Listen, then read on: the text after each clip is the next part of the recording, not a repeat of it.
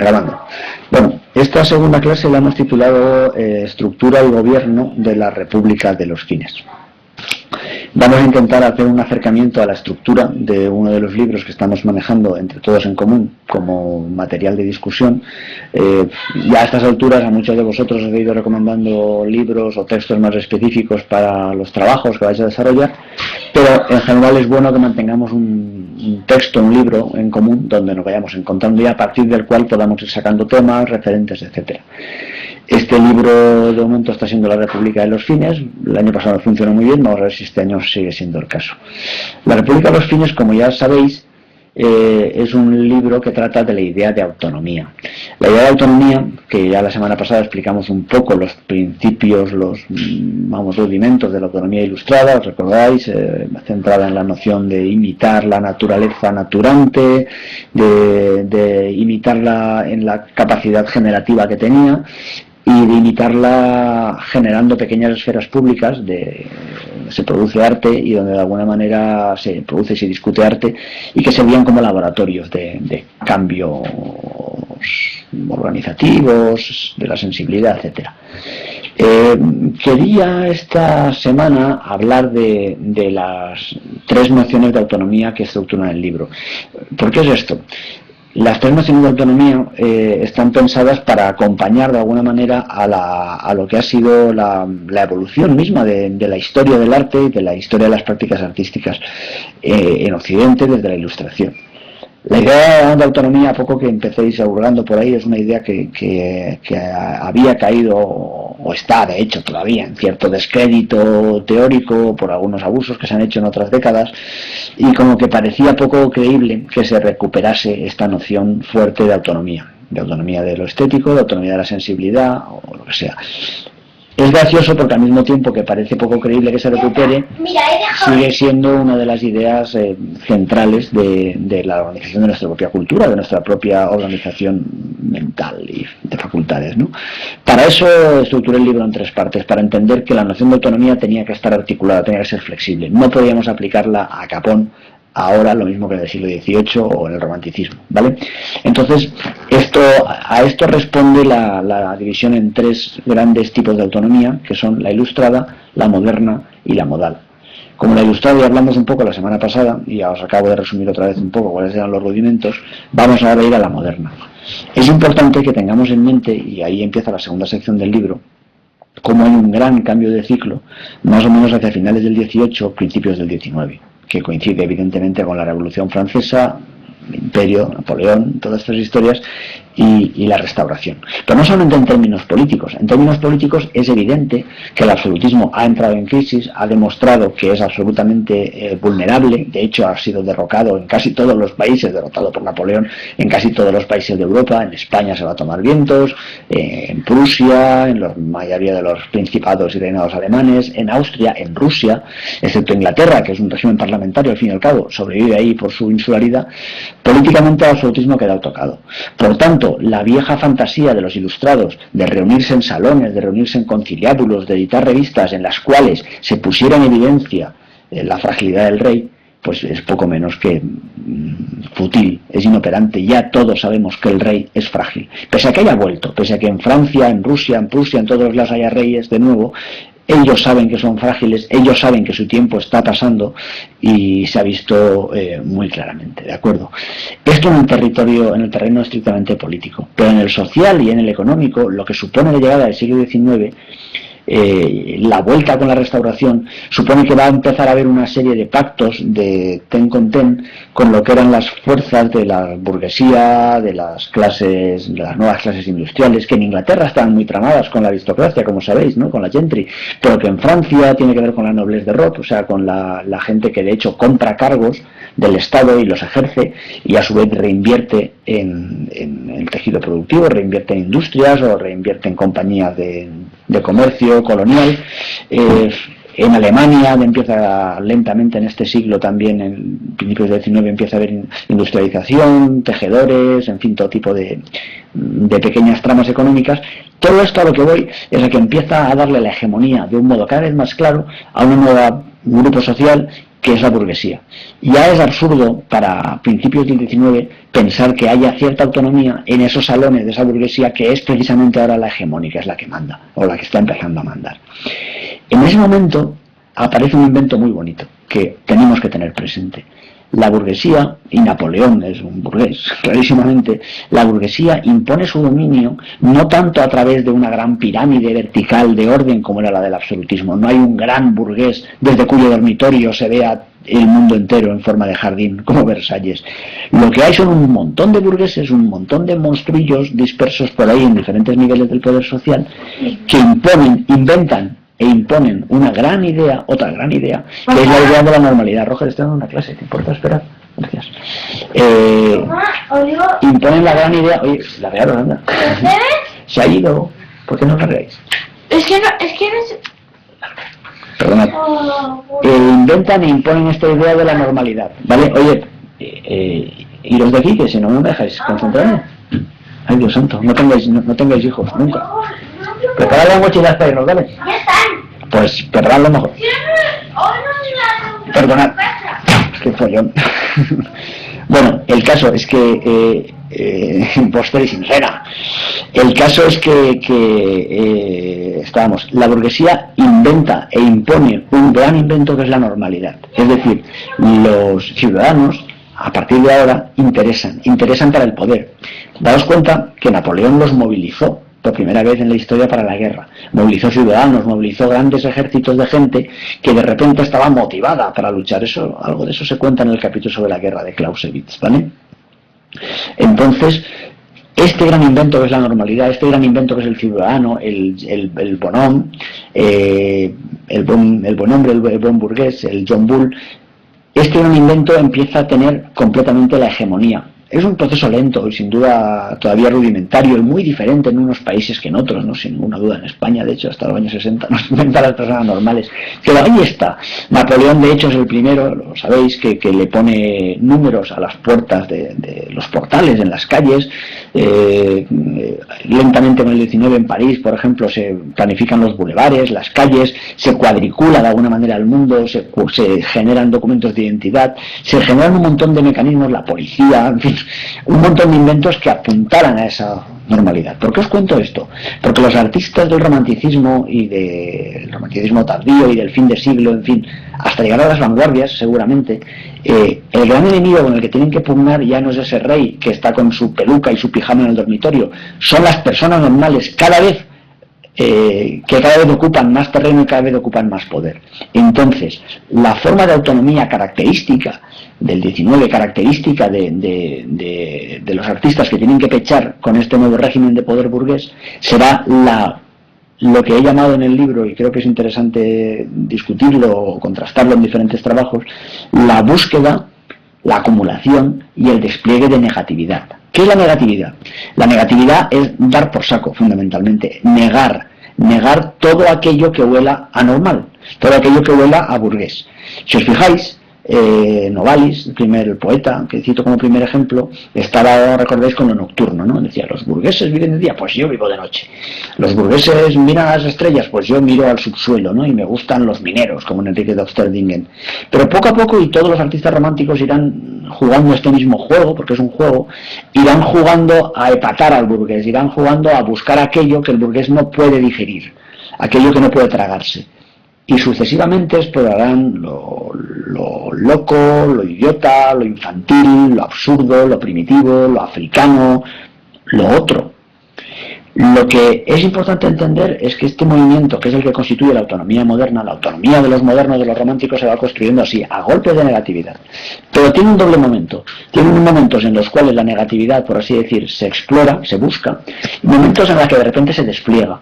Por ejemplo, los mismos poetas franceses, que son una especie de exquisitos buscadores de negatividad, pues Baudelaire, Verlaine, Lautréamont, toda esta gente, o algunos de ellos, participan en la Comuna en París en el 1870, y de repente, de ser unos decadentes, desinteresados y tal, se convierten en grandes revolucionarios.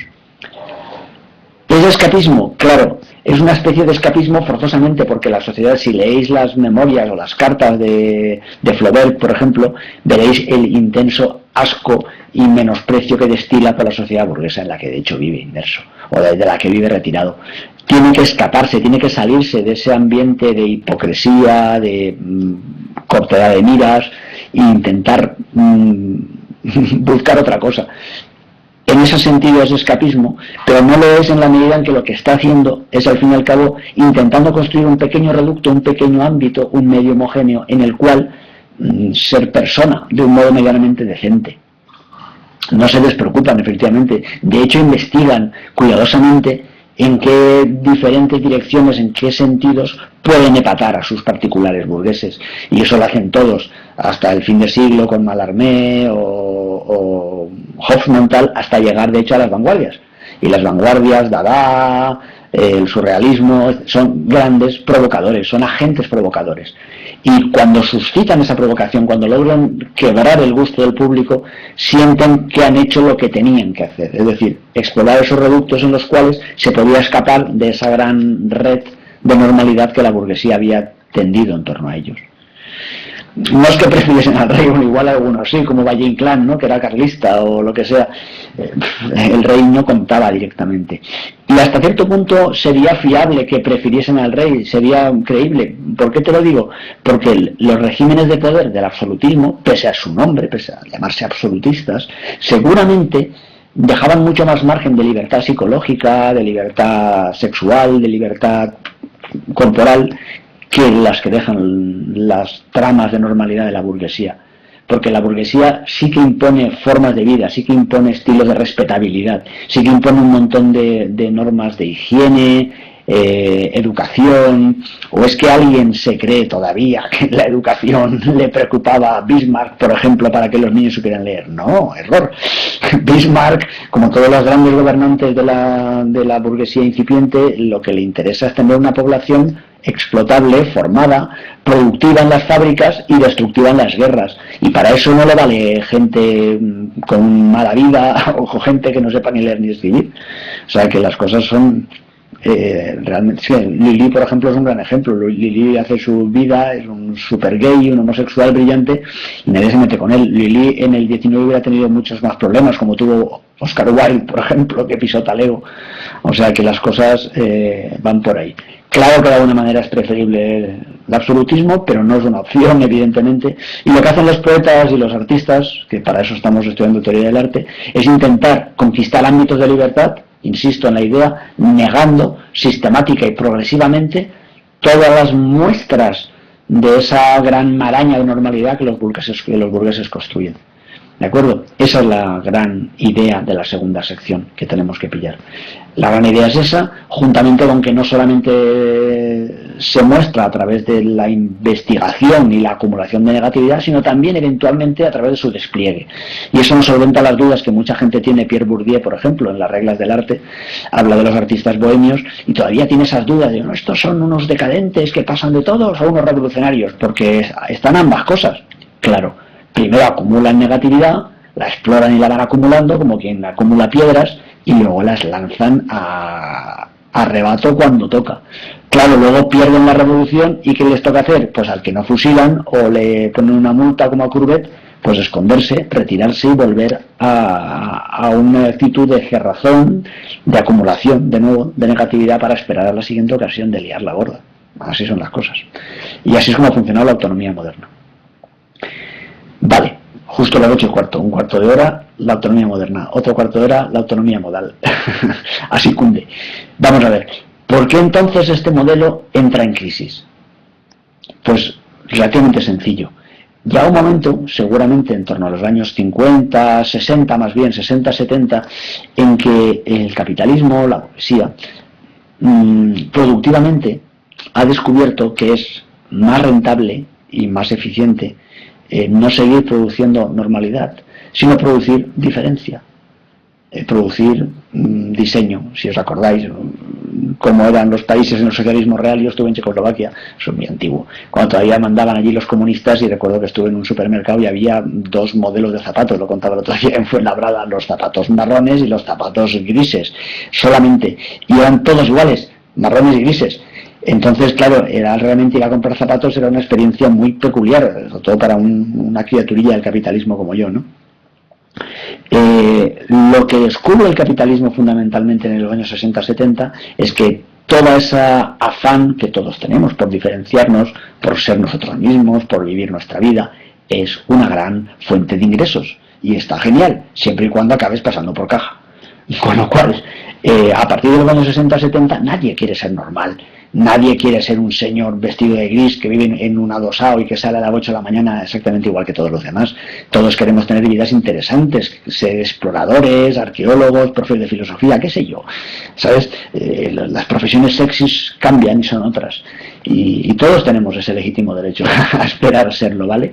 El caso es que eso también implica, de nuevo, un cambio radical en el orden político. Políticamente, de nuevo, ya las sociedades no funcionan mediante el control estricto de tu sexualidad, la tuya, compañero, o de tus formas de mostrarte en público, tus pelos, tus ropas más o menos mugrientas, sino que todo eso también entra en un nuevo bucle de diseñización. Es decir, que se puede ser gay, se puede ser latino, se puede ir hecho unas pintas, mientras tengas pasta, la gastes, la administres, la muestres, todo va bien. ¿Qué pasa entonces? Que la vieja actitud de los artistas de vanguardia, epatando al burgués, provocando a unos y otros, no tiene ningún sentido. ¿A quién narices provocan los burgueses? ¿A qué personas normales provocan? Provocan los burgueses. ¿A qué personas normales provocan los artistas? Los de Dada todavía seguramente lograrían algún ataque al corazón en alguna una viejecilla, pero los artistas después de la Segunda Guerra Mundial, ¿a quién narices provocan? Sí, de hecho, como mucho lo que hacen es divertir. Y de hecho, buena parte de la indignación que mucha gente siente, y seguramente algunos de vosotros, por lo que he visto en los comentarios, de la indignación que sentís o sentimos hacia buena parte del arte contemporáneo, viene de ahí, de que muchos artistas siguen jugando a ser Baudelaire o Lautréamont o sabe Dios que poeta genial, que ha llegado de sabe Dios qué cielo a provocarnos. Señora, a mí no me tiene usted que provocar, a mí no me escandaliza usted tan fácilmente, ni sé si eso constituye ningún objetivo. Esto es importante captarlo para que veamos venir las cosas, para que entendamos por qué determinados movimientos artísticos han jugado a provocar en ese dinamismo de la autonomía moderna, por qué todavía algunos cenutrios siguen intentando provocar, como si todavía estuviésemos en la sociedad normalizada disciplinaria, y de qué manera se podría seguir trabajando ahora, de qué manera se podrían seguir buscando ámbitos de libertad, de dignidad, de inteligencia, que de la misma manera que los ilustrados lo buscaban en sus fabulaciones sobre la natura naturans y el arte autónomo y las esferas públicas y tal, o los modernos la buscaban a través de el escándalo, la negatividad, lo otro, etcétera, ¿de qué manera podríamos buscarlo nosotros? Pues bien, ese de qué manera podríamos buscarlo nosotros, al fin y al cabo contemporáneos del capitalismo de diseño, es la autonomía modal. Perfecto este comentario. Seguramente sí que haya algo en esto que dice de Prado, es decir, que algunos artistas ahora pueden estar haciendo estas provocaciones como forma de llamar la atención en términos comerciales. Es que es justo eso. Vamos, yo no voy a ponerme a juzgar las intenciones de un artista que pone mierda en una lata o diseca un tiburón o hace una sopa. Puede ser un honesto provocador de la autonomía moderna, podría serlo y no pasaría nada. Los artistas no necesariamente tienen una conciencia muy lúcida. Lo que sí que es cierto, y es muy lúcido el comentario en ese sentido, es que lo que antes era una ruptura del orden social y político y económico establecido porque la burguesía no podía asimilar fácilmente esas quiebras de la normalidad, que era la base del orden, ahora en cambio es un movimiento de marketing. Ahora en cambio genera riqueza.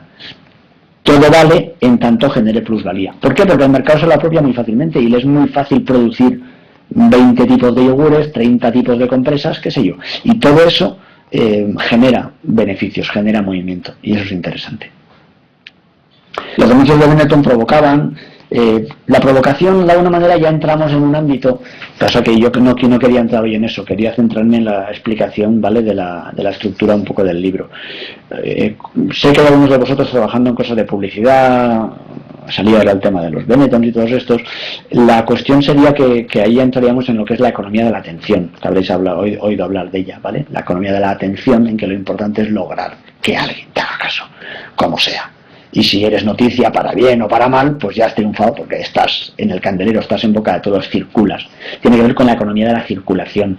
En Google no nos cobran por entrar, pero circulamos todos por ahí, pasamos por ese aro. Y al pasar, de un modo invisible, engrasamos su máquina, generamos volumen, generamos atención. Y eso cuesta pasta. Pero volvamos al tema. El tema es la autonomía. Mi trabajo en la tercera sección del libro, trabajo que no sé si hice muy bien, yo creo que no, era pensar cuál podría ser el modelo de autonomía en ese contexto, de la economía de la atención, de la posmodernidad, de la hiperdiseñización, de la experiencia como producto. Le llamé autonomía modal porque entendía que de alguna manera había que investigar lo que John Berger llama modos de ver, lo que más antaño habíamos llamado modos de hacer, Desertó llamó modos de hacer, lo que hoy llama modos de relación, es decir, investigar ya no formas de vida, ya no estilos de vida, sino incluso pequeñas gramáticas, pequeñas formas de organizar nuestra inteligencia, de organizar nuestra sensibilidad, y que pudiésemos ser congruentes, coherentes con ellas. Es decir, que pudiésemos exigirle a la vida, a esa mala vida que llevamos, que nos permitiera desplegar aquellos modos de relación, aquellas inteligencias, aquellas sensibilidades, aquellas capacidades que poseemos de alguna manera, porque hemos nacido con ellas, son nuestros ingenios, son nuestras pulsiones, y que queremos desarrollar. ¿Me entendéis? Ahí hay una cierta radicalidad. Queremos crecer en todos esos sentidos, queremos ser capaces de afirmar aquello que somos capaces de hacer, aquello que podemos. Si podemos hacer algo, tenemos que hacerlo. Narices, y hay que conquistarlo. Pues, y eso que podemos hacer, eso que somos capaces de pensar y de realizar, de acometer, eso podemos llamarle modos de relación. Si llamáramos modos de relación, la autonomía modal sería la autonomía, es decir, la capacidad de determinarse de esas capacidades, de esas facultades, de esas potencias. Es nuestra parcela, pero lo bonito de llamarle modos de relación, aparte de que me lo he inventado yo y sea un gran término, lo bonito es que hay que entender que son parte de una especie de procomún, que son parte de algo que tenemos compartido. Es decir, que el tipo de sensibilidad, musical, en la que puedas disfrutar un cuarteto de Beethoven o un cuarteto de Shostakovich o un poema de Mayakovsky, lo que sea, con el que te acoplas, hablaremos de estos los acoplamientos. Ese tipo de sensibilidad no es única e irrepetible en mí, sino que lo grandioso, lo sublime, es que en este tipo de sensibilidad coincido contigo y con aquel otro. Con los demás no, pero con un grupo determinado, más o menos pequeño, más o menos grande, coincidimos y nos encontramos y nos reconocemos. Es lo que Spinoza llamaba las nociones comunes. Cuando encontramos nociones comunes, cuando encontramos a alguien, algún friki que comparte los mismos gustos o sensibilidades que nosotros, nos ponemos súper contentos, nos tocamos las antenitas. ¿Te gustan los hermanos Cohen? ¿Y cuál prefieres, Fargo o el hombre que nunca estuvo allí? Y nos entendemos, ¿verdad? Pues esas pequeñas comunidades modales que se organizan son como tribus sociales, ¿de acuerdo? Son formas de construir sentido. ¿Por qué? Porque el sentido, como la inteligencia, siempre se construye colectivamente, se construye con otros. Para empezar, porque lo hacemos con lenguaje. Y el lenguaje es un común, es un procomún. Pero luego el lenguaje es demasiado amplio, es muy general, vale para todos. Y lo que queremos es especificarlo, especializarlo. Y ahí es donde establecemos comunidades, establecemos como aldeas, como tribus, y nos encontramos. Pues bien, la autonomía de esas tribus, para ser coherentes consigo mismas, para hacer su quehacer, para desarrollarlo, sin estar puteados por la hipoteca, sin estar puteados por la precariedad, o sin estar pensando en 20.000 cosas más, eso podría ser, es una hipótesis de trabajo, parte de la investigación en la que los artistas ahora estarían embarcados.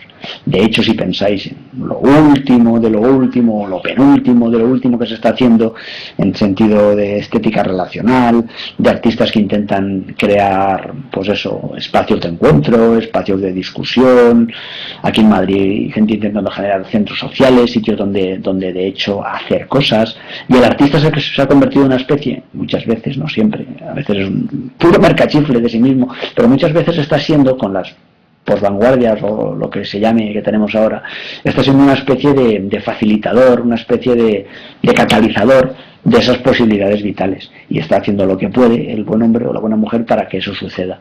Hay artistas trabajando esto en hospitales, hay artistas trabajando esto en coles, en barrios, en multitud de sitios. Sí, que termine rápido. En muchas ocasiones es por amor al arte, porque no sé cuántos artistas conoceréis que vivan de sus prácticas artísticas, ¿no? Hombre, ahora últimamente sí que había muchas instituciones, museos y demás que pagaban y pagaban bien los talleres y las intervenciones de este tipo de artistas. Serían meros animadores socioculturales si se limitaran a agitar lo que ya tenemos, si se limitaran a aplicar más o menos mecánicamente un manual. No es por despreciar a los animadores socioculturales, pero o los que hay en los hoteles de turismo en el Caribe, ¿no? Pero un artista debería ser alguien capaz, de hecho, de coger esos... Es que tenemos que hablar más estos días, ya me voy dando cuenta. De coger esos modos de relación y de alguna manera estirarlos, llevarlos a lo que yo llamo a un óptimo modal. Es decir, lo mismo que hace un artista, cualquier artista clásico, primitivo, barroco, con sus propias prácticas. Tiene que coger aquella poética en la que se está manejando, así sea la poesía conceptista o la pintura tenebrista o el puntillismo, coger aquello que hace y hacerlo crecer, desarrollarlo. Uno es un artista y no es un pelagatos o un animador sociocultural en la medida en que coge un modo de relación determinado, lo explora, se implica con él y lo desarrolla, lo hace tensarse, lo hace depurarse, lo hace más límpido, más afilado, ¿no? Entonces, eso es lo fundamental de esta especie de figura. De hecho, Beuys, no sé si conocéis la obra de Joseph Beuys, sí, ¿no? Estáis familiarizados con el arte contemporáneo, más o menos. Pues Beuys, de hecho, funcionó mucho así, ¿no? Mira, para que investigáis en vuestras Beuys o Robert Filiu. Pues Beuys o Robert Filiu, por ejemplo, son artistas de los años 80, principios de los 90, que trabajaron justo en este sentido. Herederos de Fluxus, que también conoceréis. Fluxus es un movimiento neo-dadaísta o postdadaísta, que también trabajó un poco en la provocación, pero un poco también en todo esto. La internacional situacionista. ¿Conocéis todos estos movimientos? Bien, toda esta gente de alguna manera son lo que yo tenía en la cabeza. Pues está bien que lo vayáis indagando, buscáis un poquito y tal. Investigáis en la red, ¿vale? Beuys, Filiu y la IS seguramente os sirvan. O le preguntáis allá a Joeznar, la profe de Últimas Tendencias, que sabe un montón de esto. En toda esta gente estaba yo pensando cuando formulaba lo de la autonomía modal. Vamos a ver, queda un minuto para acabar y ya mi hijo Oriola venía a decirme que acabe pronto, así que de poca broma. Lo que sí que quiero dejar claro es esta especie de transición que hemos visto de la moderna con el tema de la normalidad, o sea, de la ilustrada, perdonad, con las esferas públicas, natura naturans, a la moderna con la normalidad y la búsqueda de negatividades, a la modal en cuanto las negatividades dejan de ser productivas de cambio, de crítica o de inteligencia siquiera y se convierten en un mecanismo de mercado. Al llegar a la modal vamos a investigar esto. Advierto, como no puede ser de otra manera, que estamos ya en plena contemporaneidad y que por tanto todo esto es más susceptible de discusión y que todavía se está cociendo. De hecho, somos jueces y parte de este gran cambio, ¿no?